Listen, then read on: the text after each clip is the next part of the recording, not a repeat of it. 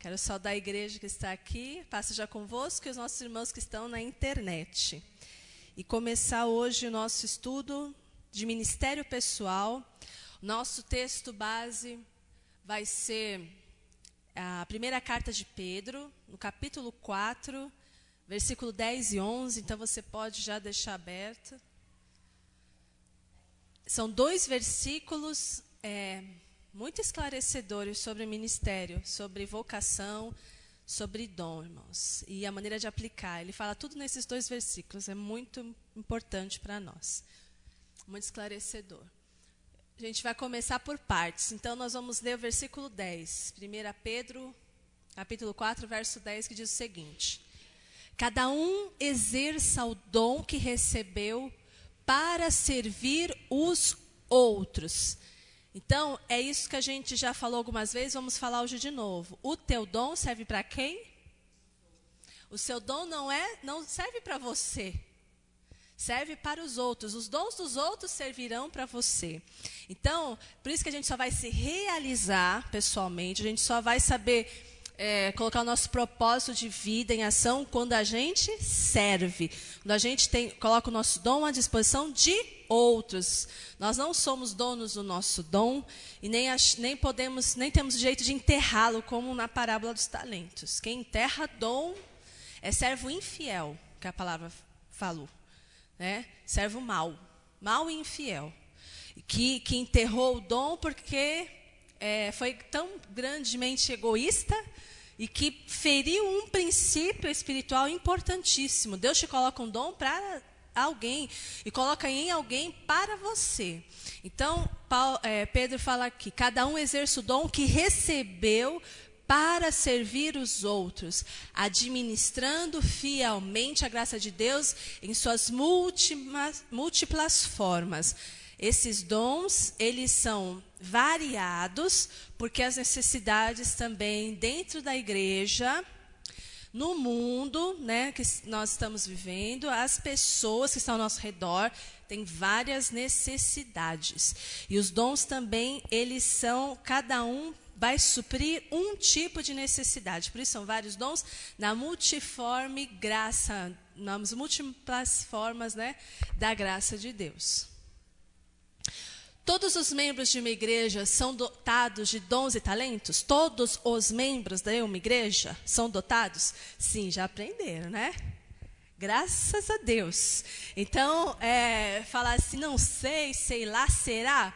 Todos os dons, todos os membros de uma igreja têm algum dom, pelo menos um. Tem uns fominha que tem um monte, né? Mas é engraçado isso, né?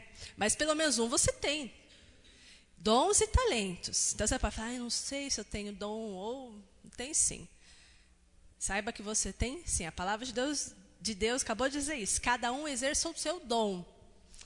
E para frutificar, o crente precisa de um ministério para aplicar seu dom? Sim ou não? Por exemplo, se eu sei que eu tenho um talento, né? Talento e dom é o quê? É aquilo que te causa motivação, é aquilo que você sabe fazer bem, né? É aquilo que você não precisa se esforçar muito para realizar, é aquilo que você fica feliz de fazer. Então, por exemplo, se eu sei que eu gosto de orar, né? Claro que todo crente tem que orar, não tem que ter dom para orar, né? Claro que todo crente deve orar, né? Mas tem alguns que isso é como um chamado mesmo, é um chamado de intercessão, por exemplo. E aí ele precisa aplicar esse dom em algum ministério, ele precisa fazer alguma coisa com esse dom, porque senão esse dom vai ficar inoperante. Então, você precisa saber qual é o seu e procurar um ministério para aplicar. Então, se você sabe que você gosta de interceder pelas pessoas, ou você vai percebendo que as pessoas sempre vêm em você e pede oração, pede para você um aconselhamento, né? Tem uma facilidade enorme de se abrir para você e você consegue aconselhar, claro que também debaixo da unção de Deus. Você gosta, você tem paciência de ouvir as pessoas, isso é aconselhamento, né? Então, você precisa de um ministério para aplicar seu dom. Se você aconselha, então, ministério de aconselhamento. Se você ora, ministério de oração, de intercessão. Se você tem facilidade para ensinar, ministério de ensino. Se você tem algum dom para cantar, para tocar, vai para o culto e vai servir no culto.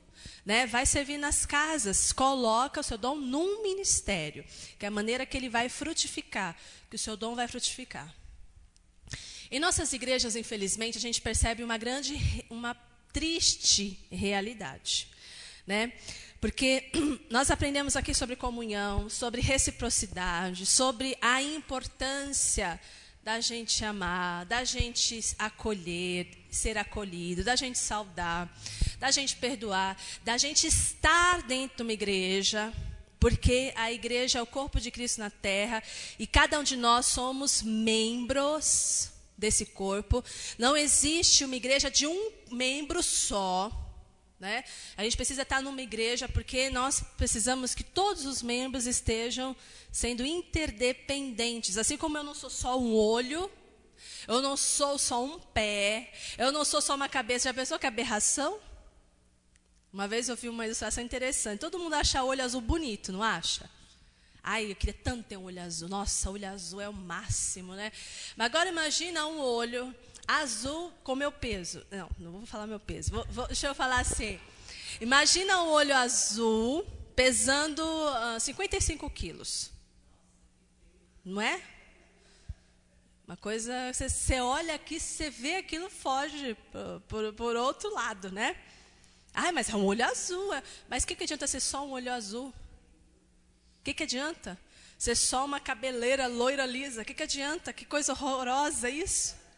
Então, a igreja faz parte de vários membros. Precisa de olho, precisa de boca, precisa de cabeça, precisa de unha, precisa de cutícula, precisa de rins, precisa de coração, precisa de vesícula, precisa de fígado, faz falta quando tira. Precisa de tudo, né? Para o corpo funcionar bem. Então, a gente sabe de tudo isso, né? Que a gente precisa dessas aplicações na nossa vida, desses princípios, mas a gente precisa praticar esses princípios, de levar os fardos uns dos outros. Como é que eu posso levar o fardo uns dos outros? Como? Isso é prático. Eu entendi que eu preciso perdoar, que eu preciso orar uns pelos outros, que eu preciso confessar até meus pecados uns aos outros para eu ser curado. Como que eu vou fazer isso? Trabalhando, gente, na igreja, efetivamente. Só que hoje em dia você vê uma triste realidade, que é o que está aqui, ó. É uma frase que resume muito do que está acontecendo na maioria das nossas igrejas. Olha o que está acontecendo. Tem muita coisa para ser feita. Tem muito trabalho a ser realizado dentro das igrejas. Muito trabalho. Só muito trabalho, muitas necessidades a serem supridas, né? Inúmeras necessidades a serem supridas, só que tem pouco comprometimento dos membros. Uma igreja de 100 membros, muitas vezes, é mantido o seu trabalho efetivo de culto, de oferta, de dízimo, de limpeza da igreja, de diaconato, de ensino, de cuidar das crianças, às vezes por 20% da igreja. 20%. Às vezes uns 10%. 100 membros, às vezes só 10 pessoas estão realmente comprometidas. Às vezes tem um ministério até de 50, entendeu? Mas comprometidos mesmo, que você pode contar, que é ponta firme, que está culto de criança, está lá esses irmãos. Culto de evangelismo, está lá esses irmãos. Limpar a igreja, está lá esses irmãos. Vamos fazer um almoço, está lá esses irmãos. Às vezes só 10%. Poucos realmente comprometidos. Só que o trabalho é muito grande. E o próprio Senhor Jesus já tinha falado isso. A seara é grande, mas poucos são os ceifeiros, poucos são os trabalhadores realmente comprometidos. Que são muitas vezes os primeiros a chegar, os últimos a sair. E aí como é que fica o nosso trabalho, o nosso bom trabalho, o nosso excelente trabalho? Fica pesado muitas vezes, fica difícil, você não alcança. Às vezes você não tem tempo, você não consegue ver tudo, porque às vezes só são 4 pares de olhos para coisas que deveriam pelo menos ter uns 20 pares de olhos para alcançar tudo, não vê tudo, não dá conta de tudo. E aí fica um trabalho só sendo feito pela graça mesmo, sendo que tem muito potencial humano que poderia ser colocado em ação. Olha, em nome de Jesus, que essas aulas de hoje realmente façam você praticar. Porque a gente já tem aprendido muitas coisas, a gente já tem se enchido de princípios poderosos. Deus tem mostrado exatamente o que a gente deve fazer, o que a gente não deve fazer. Agora é a hora da gente colocar em ação. Você vai ser provocado nessas aulas que vem aí. Não adianta faltar, não. Porque se eu perceber que faltar, eu vou repetir. E não faz, o pastor pode colocar a escola bíblica de novo à noite, hein? Porque aquilo foi estratégia de Deus, hein? Escola bíblica domingo à noite. Vocês querem isso de novo? Né? Então, exatamente para a gente crescer, né? A gente tem que crescer. A gente não queremos inchar. Nós queremos crescer na graça, no conhecimento, no poder de Deus. Precisamos crescer. E isso vem através do serviço, do ministério pessoal. Da gente olhar a nossa realidade e tomar uma atitude. Não é verdade isso, gente? Muito trabalho a ser feito. Estamos precisando de muitas coisas.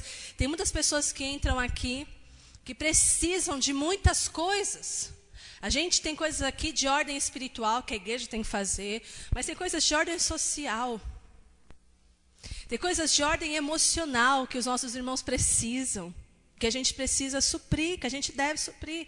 Tem muitas vezes coisas de ordem educacional que a gente muitas vezes quer. Olha, logo que a gente chegou aqui, a gente tinha pelo menos 13 irmãs que faziam parte da nossa igreja que eram analfabetas. Isso me incomodava assim demais. Eu não conseguia entender como é que pode. Todo mundo está lendo a Bíblia, vamos ler a palavra, e elas ficavam assim, sabe? Totalmente fora. Isso me incomodava. E eu ficava assim, meu Deus, eu não sei ensinar, não sei alfabetizar, porque senão eu fazia. Né? Mas eu tinha aqui pessoas que podiam ajudar, que nunca se disponibilizaram, nunca. Eu muitas vezes chegava assim, mas você não está fazendo a faculdade e tal, né? Tem um curso lá, que eu tenho que fazer esse curso para alfabetizar. Então, né, vamos abrir. Nossa, a gente não estava, né, pastor?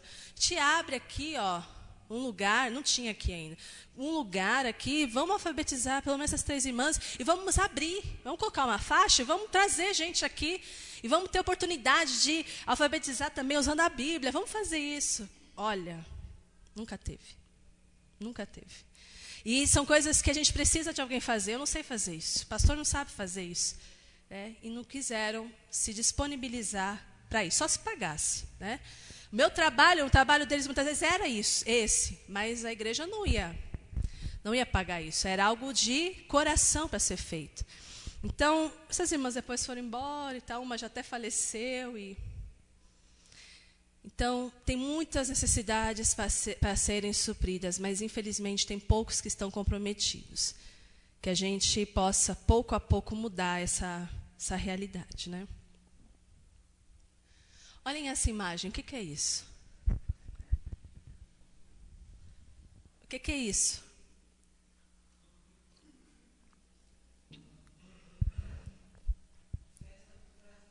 Hã? Quem são essas pessoas? Quem são, gente?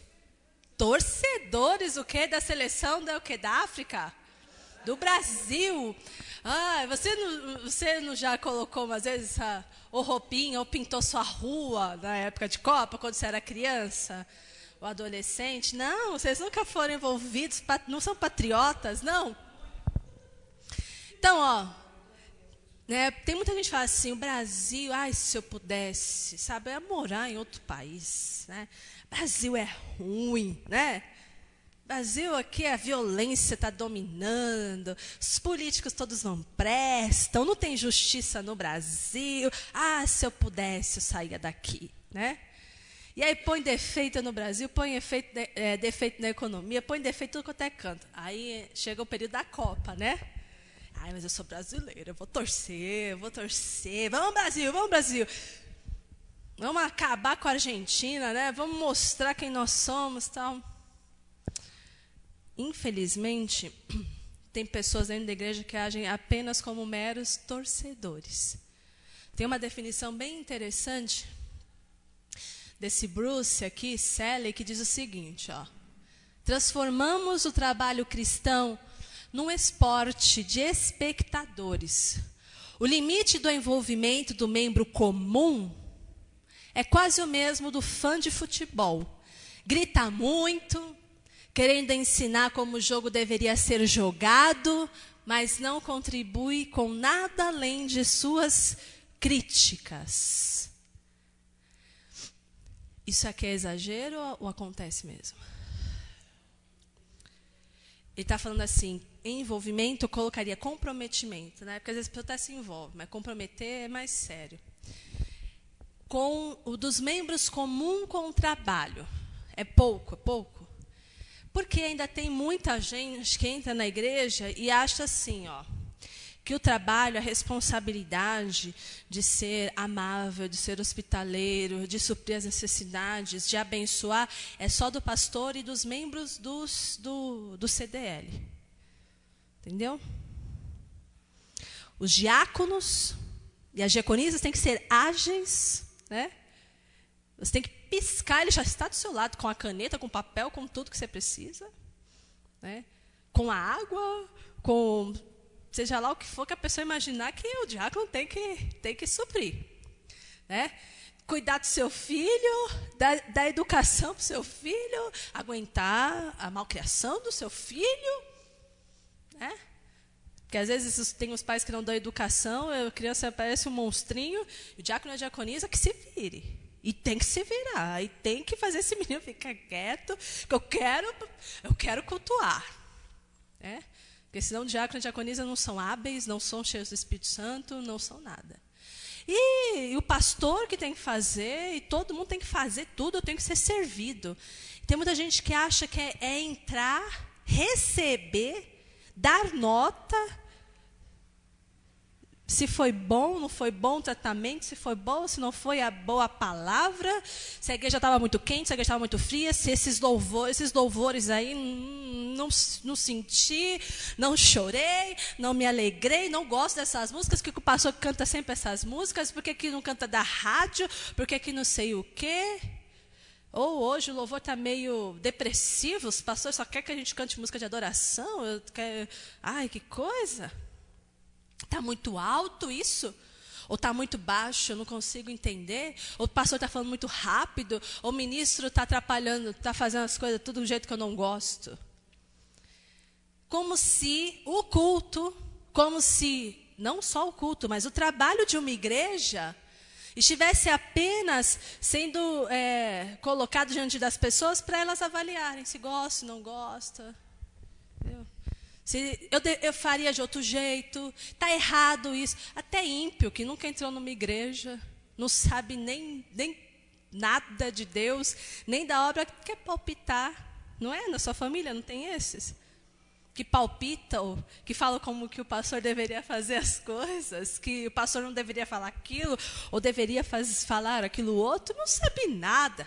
E quer palpitar. E o pior é que às vezes alguns crentes se unem a essa conversa e também fica, ó, é verdade, eu não acho que deveria ser assim, eu não gosto do jeito que esse pastor fala, e não sei o quê, não sabe das necessidades, não sabe da situação que está acontecendo, por que tomou aquela atitude, não sabe de nada. O culto, o trabalho de uma igreja não está para ser julgado e de ser dado nota pelos membros da igreja. O trabalho de uma igreja é para os membros estarem comprometidos também. O culto não foi bom, esse trabalho aí não está sendo bom, esse ensino não está sendo bom. Então, se levante e faça melhor. Está percebendo alguma coisa errada? E você é membro de uma igreja? Ué, se levante, se disponibilize, eu quero ajudar, eu quero fazer. Ué, nós não podemos, nós precisamos acabar com essa cultura que quer se instaurar a todo preço sobre as igrejas, disso aí. De só que você nem sabe jogar futebol, nunca jogou na vida, e todo mundo é técnico da seleção brasileira, põe defeito no que o Mano Menezes faz, no que o Dunga fazia, Dunga burro, Dunga não sei o quê, Mano Menezes não sei o quê. Você não sabe. Não sabe nem o que é impedimento, não sabe nada. Nunca chutou uma bola. Perna de pau daqueles, 2 pernas esquerdas e querem, entendeu? Falar, eu faria melhor. Que palhaçada. Isso é ridículo. Mas o pior é que querem trazer isso para a igreja.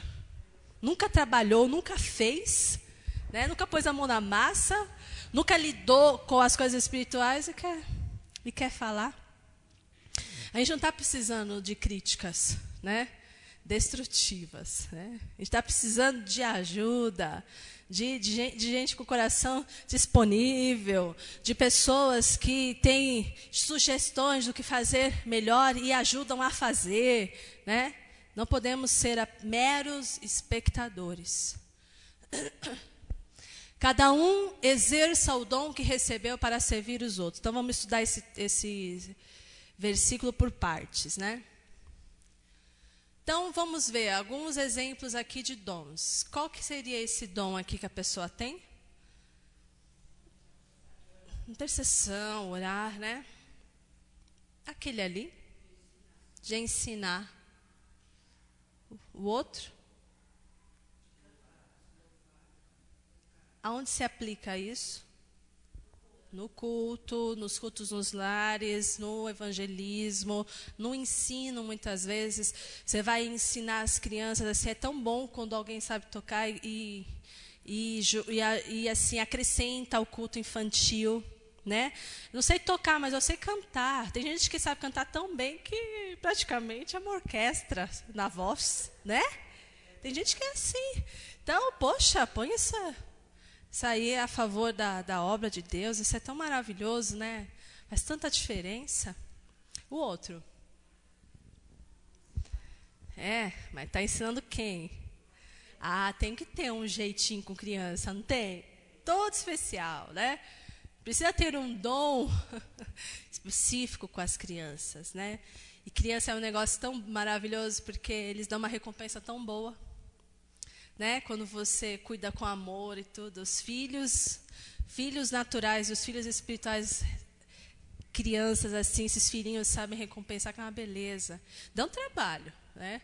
Dão trabalho, às vezes, né, querem mexer nas suas emoções, mas é muito recompensador, muito sincero o que eles fazem. Esse daqui, ó, dá para ver? É que essa imagem é preto e branco, né? Ficou meio escura, mas o que está acontecendo ali? Isso, mistério de aconselhamento. Esse. Onde está? Ó? Onde a pessoa está? Ó? Isso, evangelismo. E aí? Ministério de Facebook. De Orkut, de Twitter. É isso? Ai, olha, tem um ministério. Que coisa boa. Eu gosto de passar o dia inteiro lá. Vendo isso, vendo aquilo, olhando, comentando foto. Olha que ministério maravilhoso. Não, de comunicações. Usando a internet. Você sabe tudo, você sabe baixar tudo. Você conhece todos os aplicativos. Então, use isso para a obra de Deus. Também, mas aí você estaria usando um ministério bem específico, que é o de comunicação. Porque tem gente que tem dificuldade, né? Os nossos filhos não vão ter muito isso, não. Porque já nasceram, né? Alguns já nasceram na rede. Não é? Nasceu, 10 segundos depois já tirou foto, já tuitou, já está na rede a criança pelada. Todo mundo já viu lá. Ninguém nem está muito, assim, cuidando da intimidade das crianças, né? Tá uma coisa assim, às vezes até, né, escandalosa. Não, calma aí. Protege um pouco, né? Teu filho. Quem falou que ele quer aparecer na rede assim, né? Então, eles já estão nascendo nessa época em que vai ser uma coisa supernatural ter computador em casa. Né? Assim como usar telefone, vai ser. Mas a gente, né, os nossos pais, a gente ainda tem alguns de nós ainda tem umas dificuldades, né? Quem passou pela máquina de escrever, pelo passar fax, né?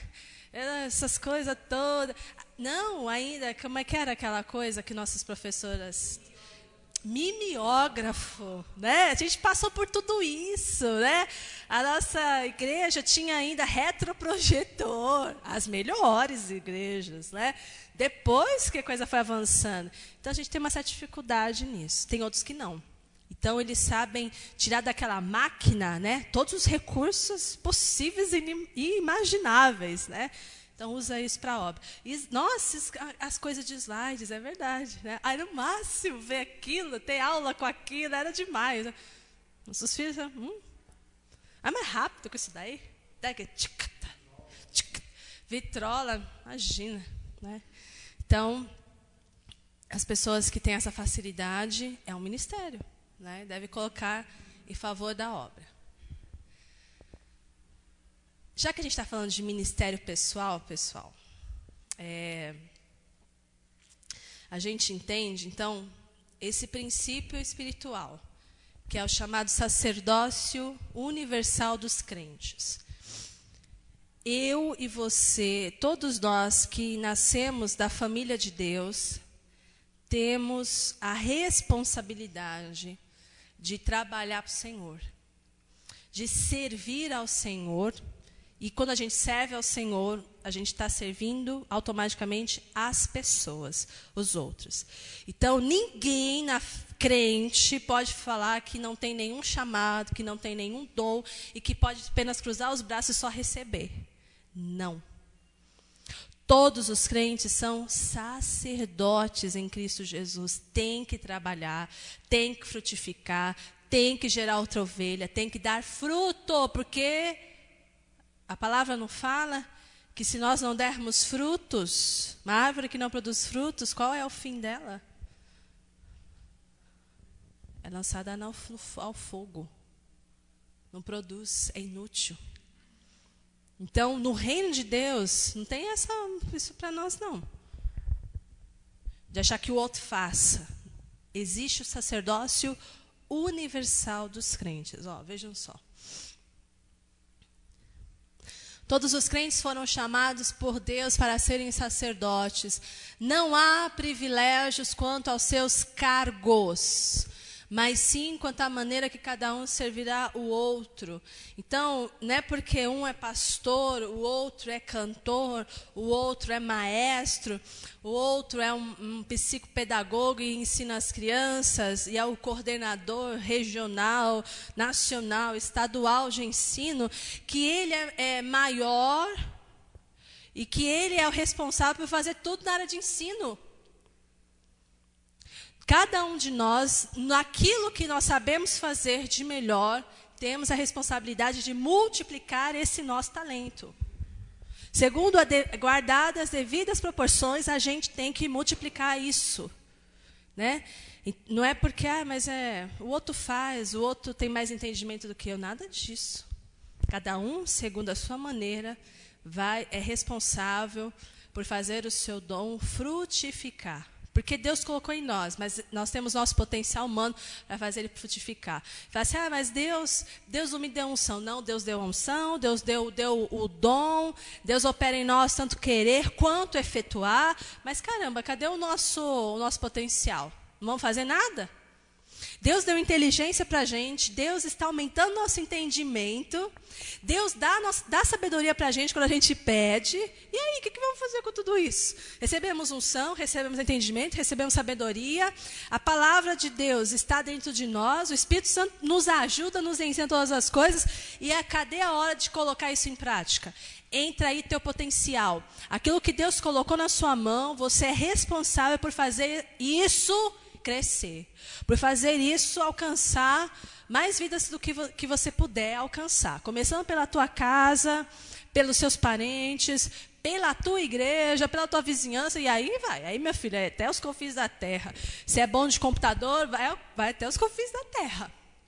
Então você é responsável por isso, né? Segundo aquilo que Deus colocou na sua vida. 1 Pedro 2,9 é o texto que exatamente afirma esse sacerdócio universal, que todos os crentes são sacerdotes. Por ser sacerdote, sacerdote faz o quê? Trabalha. Sacerdote serve a Deus. Sacerdote está envolvido, engajado com as coisas espirituais, com o trabalho espiritual.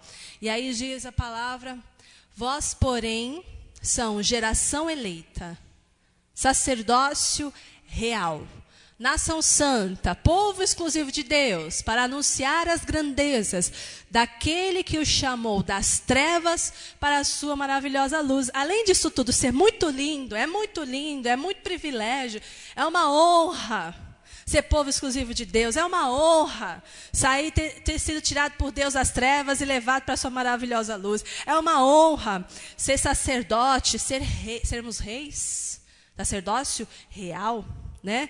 Um povo santo, é uma honra. Então, é uma honra. Chore, se alegre com isso, fique feliz com isso, mas seja responsável com isso. E trabalhe. E seja de fato um sacerdote. Sacerdote, você que é sacerdote, além de você fazer tantas coisas que os homens e as mulheres naturais fazem, como trabalhar, limpar a casa, pagar as contas, pegar ônibus, dirigir no trânsito, cuidar de filhos, tirar fralda, trocar fralda, né? Arrumar o seu carro, irmão, ir lá lavar o carro, trocar o óleo do carro, arrumar as peças que quebraram, né? Essas coisas chatas, né? Mas que precisam ser feitas. Além de tudo isso na sua vida, acordar, dormir, tomar banho, comer, né? Você é um sacerdote, além de tudo isso, você faz coisas espirituais também.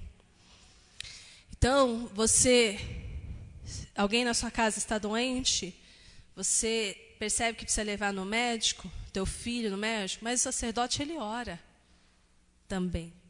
Né? Percebeu que você recebeu um diagnóstico ruim? O sacerdote, ele não aceita isso como última palavra, ele vai e coloca isso diante do Senhor. E começa a buscar constantemente ali, tomar posse da cura através de Jesus. Percebe que o casamento está num clima assim meio esquisito, entrando numa gelada, né? Às vezes estava frio, um pouquinho mais frio, um pouquinho mais frio, um pouquinho mais, daqui a pouco está num iceberg total. Está quase como amiguinho, né? Nem isso às vezes, porque briga tanto que não é nem isso. Ei, sacerdote, começa a orar, e trabalhar, e jejuar, né? E buscar Deus, e meditar na palavra. Ele faz coisas diferentes, ele realmente trabalha. Aquilo que a gente aprendeu com Epáfras, sabe? Combate em oração, batalha em oração em favor de pessoas, em favor dele mesmo. Ele é diferente, ele faz coisas que tem gente que os outros não entendem, não vão entender mesmo, mas ele faz, é assim, é o trabalho dele. E isso depende de cada crente. Quando a gente entende isso, quando a igreja entende isso, nós vamos ter cada vez menos nas nossas igrejas o crente 6 horas. Sabe quem é essa classe? Quando você entende que você é um sacerdote, todos nós somos sacerdotes, teremos cada vez, vai entrar em extinção nas nossas igrejas o crente 6 horas. Né? Pastor, 6 horas, você ora por mim? Ô igreja, 6 horas por mim? Estou com dificuldade, estou com isso, 6 horas. Você nunca vê ele? Você nunca vê esse crente com uma posição, entendeu? Você nunca vê ele participando dos jejuns. Você nunca vê ele participando das campanhas de oração. Você nunca vê ele fazendo isso. Você nunca vê ele, muitas vezes, sendo assíduo nos cultos. Nos trabalhos, então, nunca está disponível. Nunca está disponível. Eu trabalho muito. Nossa, não tenho tempo. A pastor, vocês, irmãos, são comprometidos, são um bando de gente que não tem o que fazer. Vocês não têm o que fazer na vida, né? Então, por isso vocês ficam na igreja, vocês ficam trabalhando aqui na igreja, né? Porque vocês não têm o que fazer. Esse entendimento é muito diabólico, né? Mesmo porque Jesus não chamou ninguém para ser discípulo dele que fosse um desocupado. Chamou? É uns desocupados, uns vadios que não tinham o que fazer. Ah, vem ser meu discípulo. Vem aí me seguir. Foi assim? Tudo gente trabalhadora que tinha coisas para fazer. Então, esses 6 horas, ele nunca participa de nada. Ele nunca vem para a escola bíblica. Ele nunca vem para os cultos. Ele não ouve nada na internet. Entendeu? Ele não pode vir, mas ele não ouve na internet também. Né? Mas ele sempre vem para você. 6 horas. Celina, você ora? Não, Celina. O grupo de irmã, você ora? Ah, vai ter o propósito, né? Você ora? Será que é hora? Tem uns que nem estão participando. Não é verdade? Quando era da outra forma, na primeira forma, participaram. Depois esse negócio de interceder um pelo outro. Não é para mim, não é meu chamado, não é o meu momento. Não senti de Deus, porque você é 6 horas. Ô raça que precisa entrar em extinção, meu Deus. Sacerdotes universais, todo crente. O crente sacerdote pede ajuda em oração, mas ele ora. Ele ora junto, ele batalha também. Não é aquele folgado lá que vai todo mundo para a guerra e ele fica lá, ai que eu estou com medo. Aí volta. Né? Pode voltar, quem está com medo aí? Meu Deus, 22 mil. Pouco, né? Pode voltar, volta aí. Né? E depois, porque ficar lá só atrapalha. Não. O sacerdote, ele ora, ele batalha, ele serve, ele está lá. Ele sabe que tem um monte de defeito. Meu Deus, me ajuda. Meu Deus, me capacita. Mas eu vou, mas eu faço, eu continuo. Eu estou indo, eu estou prosseguindo para o alvo, que é Cristo Jesus. Esse é o sacerdote, de verdade. E os 6 horas ainda criticador. Ai, meu Deus do céu, meu Deus do céu. Ainda critica. Né? Então, é um horror. Né? É um horror, isso é medonho. Então a gente está aprendendo as coisas, irmão, para a gente não fazer isso, tá certo? Fala, eu não sou 6 horas. Eu não sou 6 horas. Né? Não quero ser. Eu quero ser sacerdote universal, sacerdote de Deus, A vida na igreja é vida de serviço aos outros. É uma informação que eu preciso te dar, caso você não tenha recebido ainda, né? A vida na igreja, irmãos, é vida de serviço. Tem muita gente achando que a vida na igreja é a vida de recebimento. Eu vou lá para receber uma palavra, eu vou lá para receber uma oração, eu vou lá para receber um conforto, eu vou lá para receber um sorriso do meu irmão. Meu irmão não sorriu para mim. A vida na igreja é vida de serviço. Serviço aos outros, irmãos.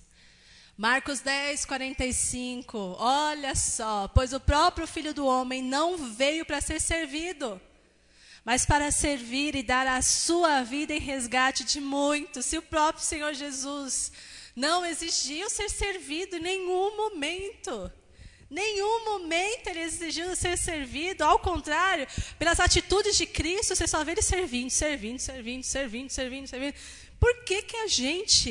Por que nós pensamos que com a gente tem que ser diferente? Se com o nosso mestre foi assim, se o nosso mestre mostrou isso para nós, essa postura, essa atitude, por que a gente quer uma atitude que é comparada às atitudes do diabo? Ele quer ser servido, ele quer ser adorado à força. Cada crente foi capacitado para servir. Então, olha o texto, né? Como Pedro já tinha falado, ó. Cada um conforme o dom que recebeu. Então, todos nós fomos capacitados para servir. Próximo, pastor. Todo cristão é um mordomo. Porque em 1 Pedro fala assim, ó. Como bons despenseiros da multiforme graça. Despenseiros da multiforme graça. Administradores. Né? Então, eu tenho um dom. Então, eu preciso administrar ele da melhor forma. Aí, novamente, a gente fala da parábola dos talentos. Ele pegou o dom, aquele que tinha 5, ele administrou bem. Então, ele investiu aqueles dons, e aí renderam mais 5. Aquele que tinha 2 dons, ele também investiu, um bom dispenseiro. né? Um bom administrador. Rendeu mais 2. Aí aquele lá que tinha 1, o que fez? Em vez de administrar, ele enterrou, não quis ter trabalho. Dá muito trabalho isso. De administrar, de cuidar, de investir. Deixa eu enterrar, protejo aqui, pelo menos eu não perco esse, né? Muito errado, muito enganoso. Perdeu. Perde sim. Que se quiser enterrar, perde. Vai ficar, ele vai ficar inoperante. Vai atrofiar, não vai servir para nada. Então, quem não administra bem o dom, perde a eficácia, perde ali o potencial, sim. Então, como bons despenseiros da graça, nós vamos aplicar ele da melhor forma, o nosso dom, e vamos ser mordomos.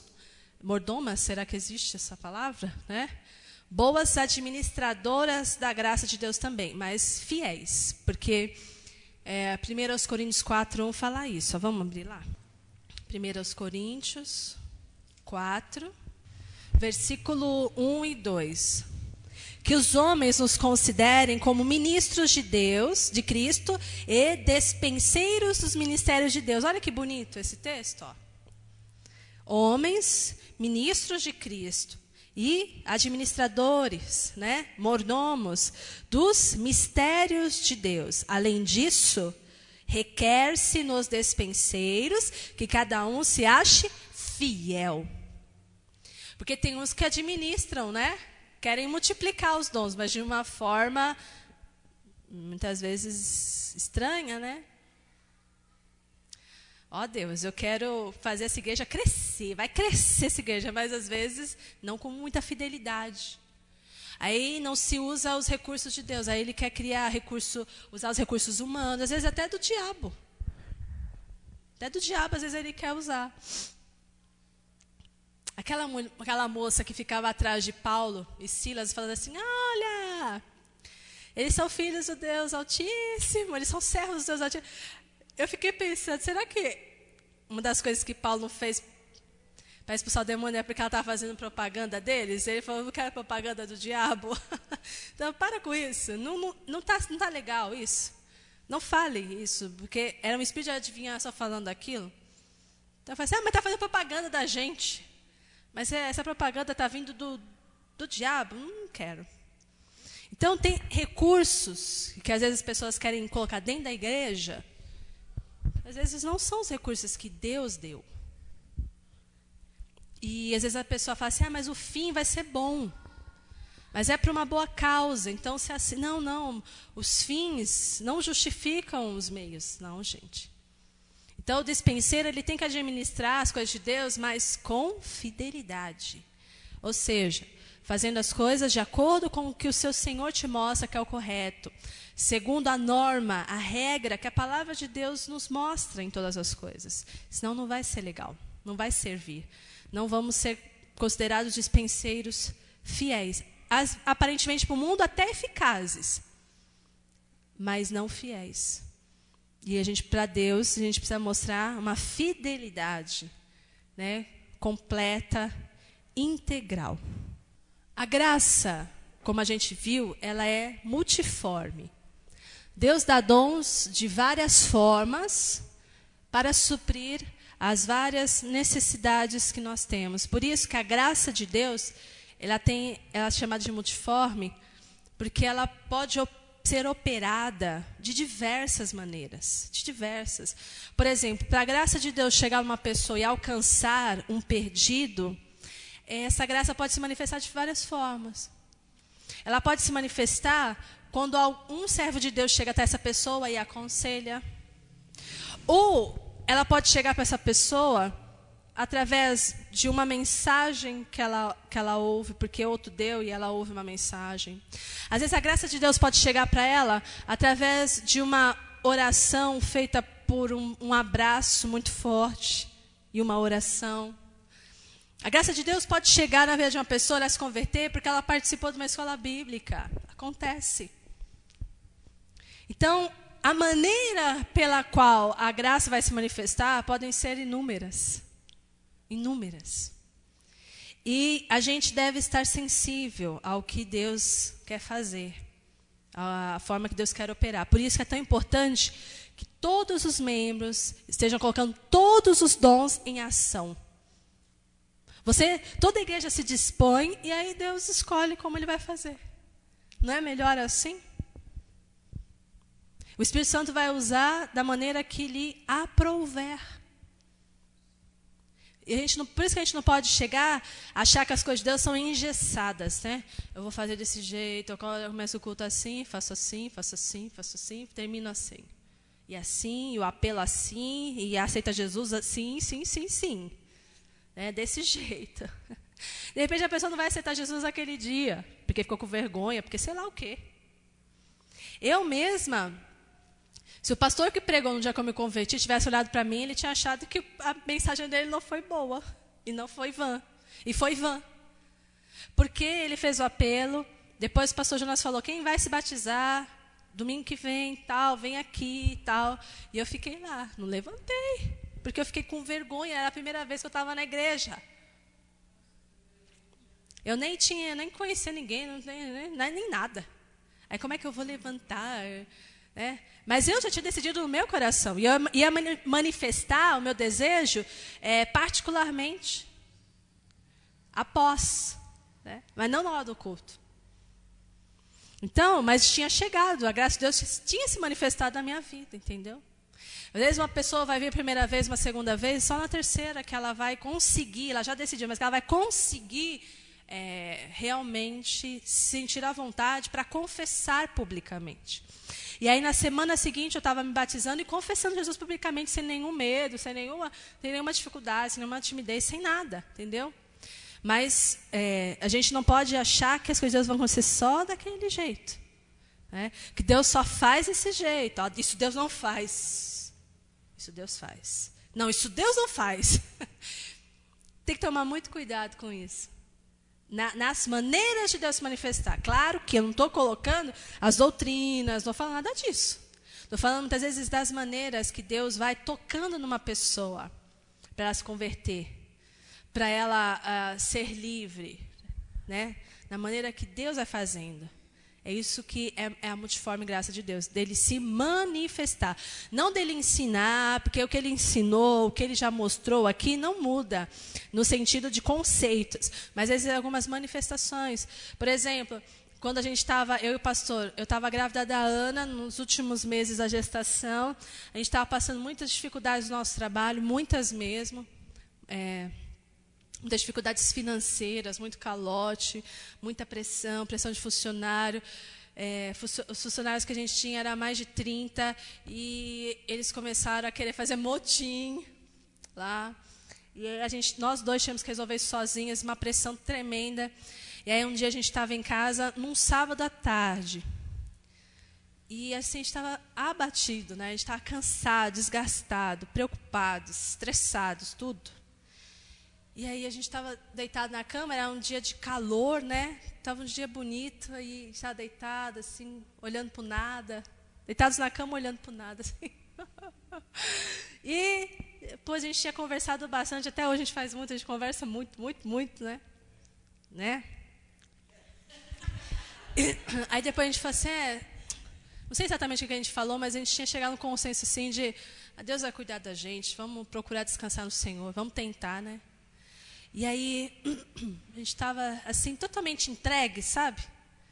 Quando você sofre bastante, que você se entrega, que você fala, ai Deus, se o Senhor faz, ou a gente morre mesmo, E aí entrou uma borboleta no nosso quarto, lindona, bem, bem colorida, ela ficou no nosso quarto fazendo isso aqui. Aí um cheiro de mirra entrou. Irmãos. Nossa Deus, aí a gente ficou assim, olhando aquilo, sentindo aquilo e a presença dele, visível. A gente precisava muito sentir, às vezes a gente precisa sentir algo, porque às vezes a gente está tão abalado, e aí aquilo curou tanto a gente. Então até hoje, isso ainda acontece, A gente tá meio abaladão, meio, sofrido. A gente é sofrido, Nós cristãos, A gente não é destruído, mas a gente sofre, a gente padece algumas coisas. Então, a gente é um povo assim, meio sorriso na cara, né? A gente tem alegria, mas a gente tem sofrimento junto. É uma loucura isso. A gente sofre, às vezes sofre muito e tem alegria por sofrer, quando está de acordo com a palavra de Deus, sabe essas coisas? E às vezes a gente está andando no parque, às vezes estamos em casa, na nossa varanda, vem uma borboleta. Aí você fala assim, que besteira, que coisa infantil, que fé infantil a deles. De borboletinha. Então, mas a gente sabe, toda vez é algo específico conosco. E a Ana já percebeu isso também, já mostrou para ela. E ela, olha, Ana, a gente estava assim, assim, assim, ó. Olha só, Deus, ó, está mostrando, Ele está com a gente aqui, né? A gente chora. Ontem a Ana jogando, né? Ela ganhou. O pastor chorou. Aí eu olhei assim, vê se você está chorando. Aí meu pai, minha mãe, a minha irmã, tudo olhando assim, está chorando?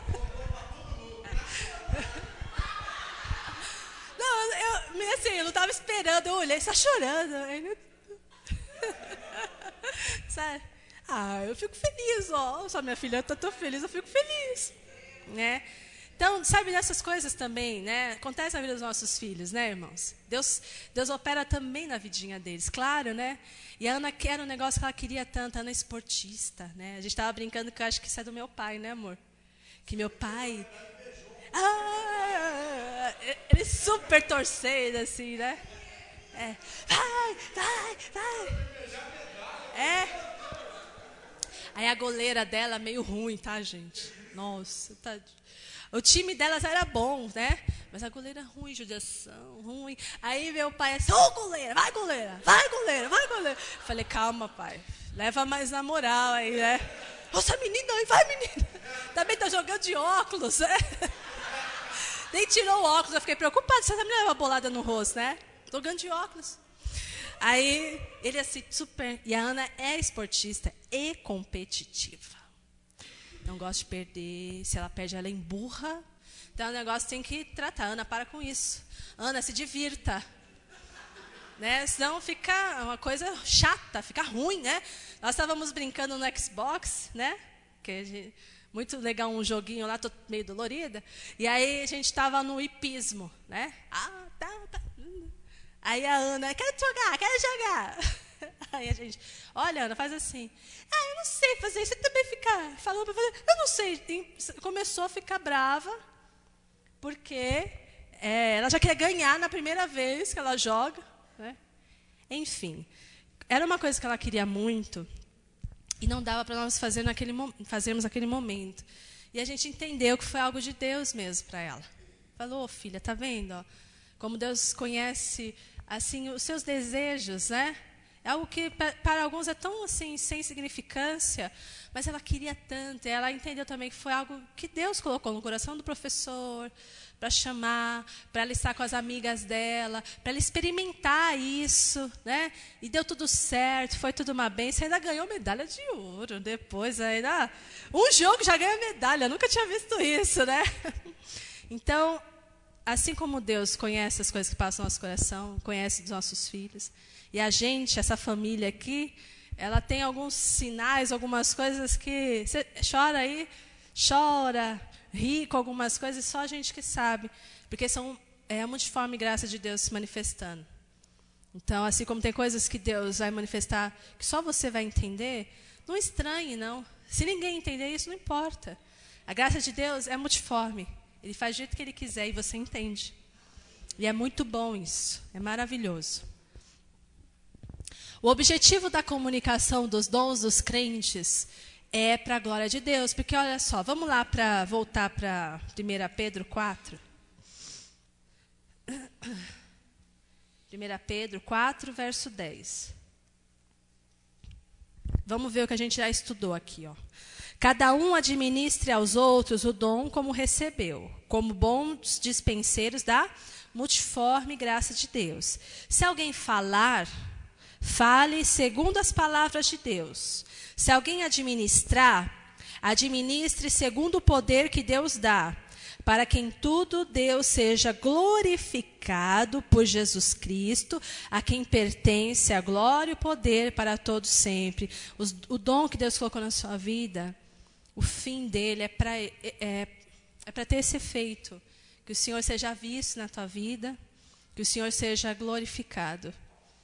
É para isso que os dons que Deus colocou na nossa vida servem. Não para a gente tentar tirar proveito deles.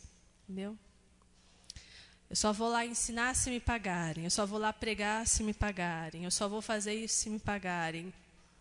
Eu só vou servir aqui na igreja se eu receber reconhecimento. Eu só vou dar aula para as crianças se as crianças forem todas quietinhas, abençoadinhas, educadinhas, né? E falarem, sim, professora. Bom dia, querida professora. Senão, não quero nem saber de se espirrar na minha frente. O que eu ganho com isso? Os dons que Deus coloca na nossa vida é para que Deus seja glorificado. A motivação é essa. E não motivação de querer uma autorrealização ou coisa assim. A recompensa vem, pessoal. Entendeu? Você vai receber, você vai ter. Mas não pode ser a tua motivação. Não pode. Uma vez eu ouvi a pastora Joyce Meyer falando uma coisa que isso é algo que eu e o pastor temos no nosso coração como princípio também. Ela, quando vai pregar, vai ministrar os seminários dela, é claro que ela é mantida. E tem que ser assim. É claro que se paga a passagem dela, é claro que se dá uma oferta, claro que sim. Mas ela falou que aprendeu com Deus que tem situações que ela não deve receber oferta, que ela deve dar. E Deus, quando falou isso a primeira vez, ela falou assim, Deus, imagina, mas eu preciso, o Senhor sabe que eu preciso. Né? E aí Deus falou assim, mas você precisa aprender a abrir mão também, em alguns momentos. Né? E aí ela falou assim, é verdade. Ela sentiu uma grande satisfação quando, naquele momento, a igreja veio ofertar e ela abriu mão e devolveu para a igreja. Né? Então, todos nós, os líderes, os pastores, por isso que a gente dizima, por isso que a gente oferta, por isso que a gente, muitas vezes, até nem em grande necessidade, a gente também continua semeando, para que o nosso coração nunca fique preso a só receber. Né? E tem muita felicidade em dar. Então, por isso que não pode ser pesado para nós dar nada. Nem o tempo, nem o nosso serviço, nem a nossa casa. A gente abre a nossa casa para quem precisar. Né? A gente não pode ser apegado a nada. Quanto mais a gente desapegar das coisas, mais livres a gente é, mais felizes nós somos também. Uma vez eu ganhei uma jaqueta linda jeans. Falei, nossa, do jeitinho que eu queria. Sabe aquelas coisas assim, cabe perfeitamente. Ai, amei.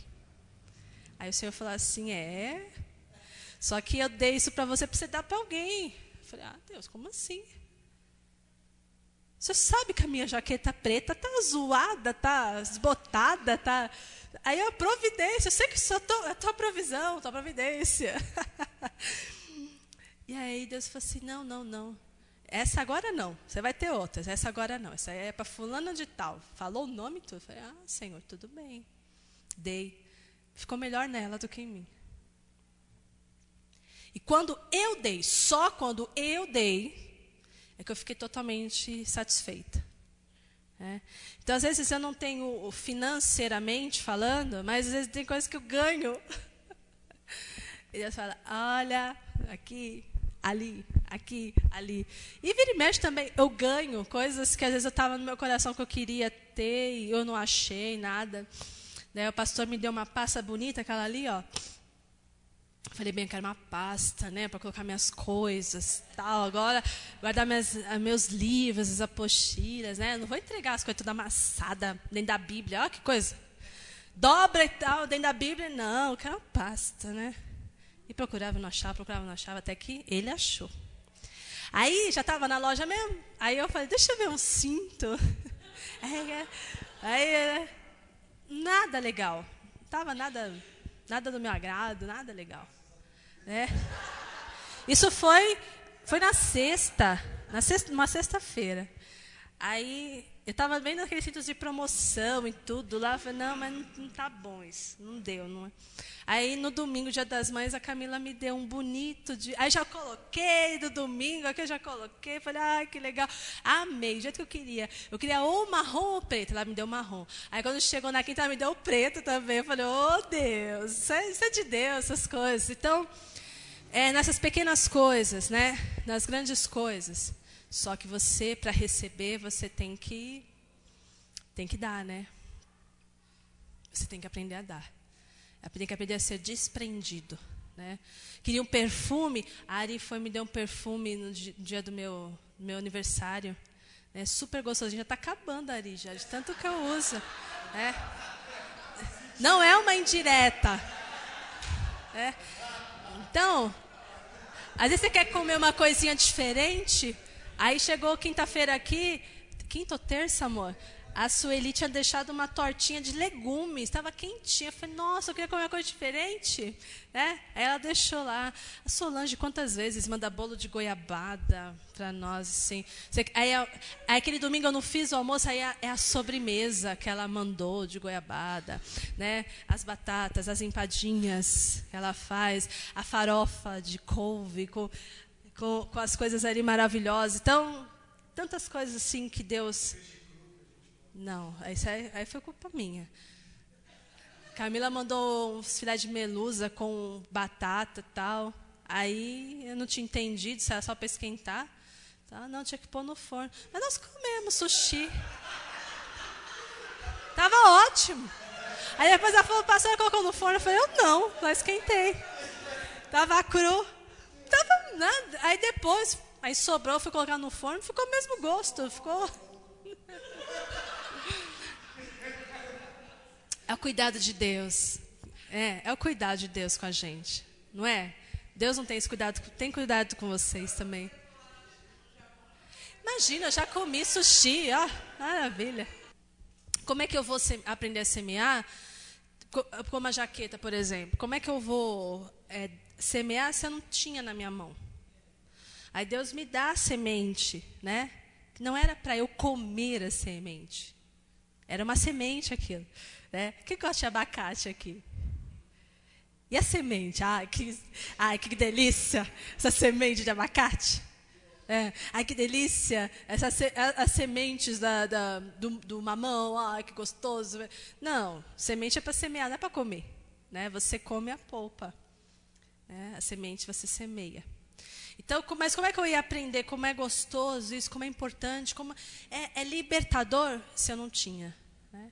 Então, muitas coisas que tem na nossa mão é para você, Deus está te dando para você ter esse privilégio de abençoar, de semear na vida das pessoas. Isso é um privilégio, é uma honra, né? Dá satisfação para nós, muita satisfação. Cada crente é responsável pelo que faz com o dom que Deus lhe deu. Amém, irmãos? É responsável, né? Portanto, devemos nos empenhar no ministério que o Senhor nos confiou. Depois dessa aula hoje, quem é você no corpo de Cristo, hein? Qual é o seu ministério pessoal? O que é que você sabe fazer? O que é que você gosta muito de fazer?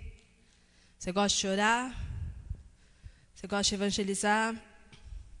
Você gosta de visitar os doentes, aqueles que estão afligidos? Você gosta de ensinar?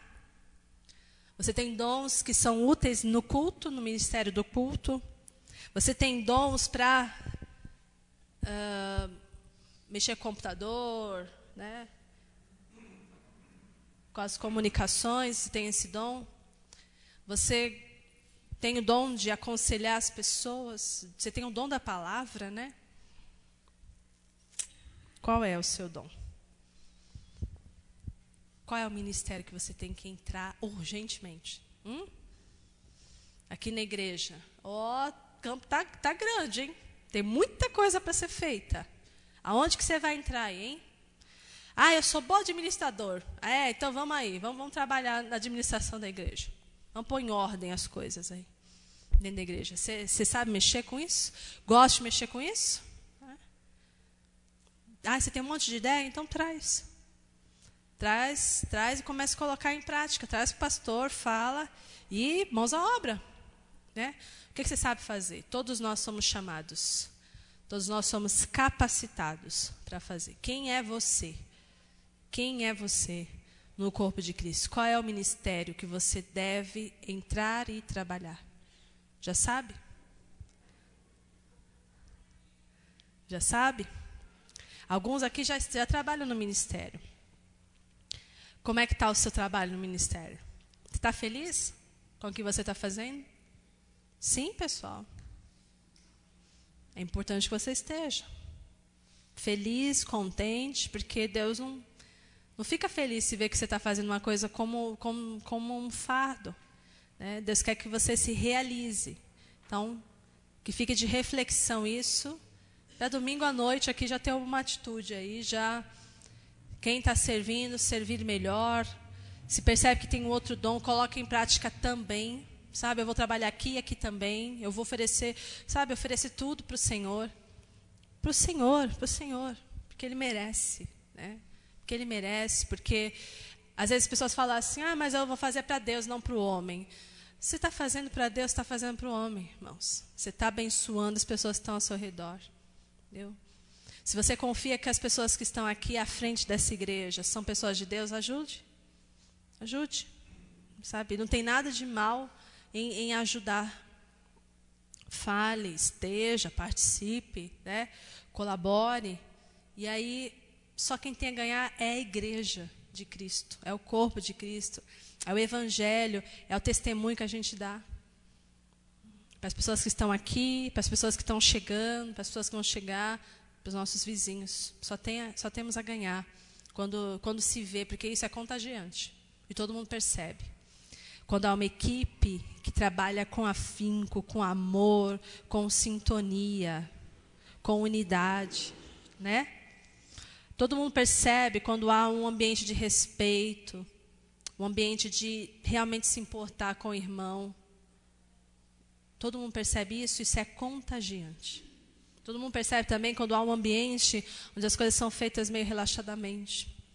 Isso não agrega. Isso não traz nenhum benefício para a obra.